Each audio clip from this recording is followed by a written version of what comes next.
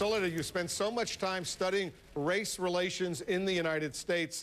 I would love to hear what you think needs to happen right now coming out of this photo op. Well, you know, it was interesting, and one of the panelists suggested this, which is it's kind of out of the president's hand. I mean, obviously, he wants to get the conversation back on health care. So here we have a photo op, and then it'll be closed from his perspective. But I think for people who really want to have a conversation, you know, I think we have to, as Professor Dyson said, deconstruct the moment. Let's talk about it. Let's figure out the actual numbers and what happens and what are people's rights. For a lot of black people, they say someone like Professor Gates, whether he was angry, maybe he was shouting, maybe he said something to the police officer, maybe he said something, your mama, whatever.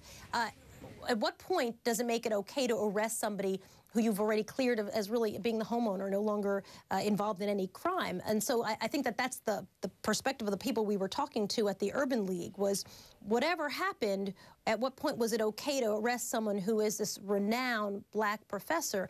On the other side of it, people would say, listen, Professor Gates was the first one to tell me he'd be happy to call the police if, God forbid, someone was breaking into his home in Martha's Vineyard. So there's this balancing act, and I think the only way to have a resolution is a conversation. It's not going to be on the lawn of the White House, frankly. It just will not. I mean, it's going to end, and they're going to get back to health care, and we have to sit down and maybe even hold some kind of a town hall or a forum to really talk about these issues, I think. Yes, and it would be excellent if one of these four, or two of the four, or all four decided after they finished their beer and their discussion in the Rose Garden around that table, they came to our microphones over there at the West Wing of the White House and shared some thoughts so this teachable moment would not go unheard. Soledad O'Brien, thanks so much. Don Lemon, thanks to you as well.